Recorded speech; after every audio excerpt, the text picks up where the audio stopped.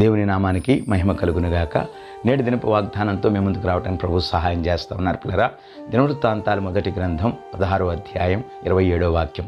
ఘనత ప్రభావములు ఆయన సన్నిధిని ఉన్నవి. ప్రియ దేవుని బిడ్డలారా, మీకు ఒక శుభవార్త.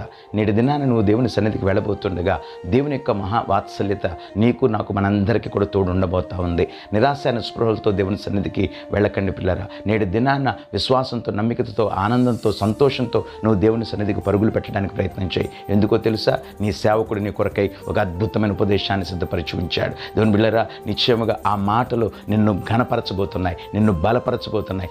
ఆయన ప్రభావముతో నిన్ను ఆశీర్వదించబోతున్నాడు. ఆయన నేటి దినాన విశ్రాంతి గడియలో నిశ్చయముగా దేవుని యొక్క కృప పొందటానికి ఆధ్యాత్మికంగా నిన్ను నువ్వు బలపరుచుకుని వెళ్ళగలిగినట్లయితే ఇటు ఆశీర్వాదాలన్నింటినీ కూడా దేవుడు నీకు అనుగ్రహించబోతున్నాడు.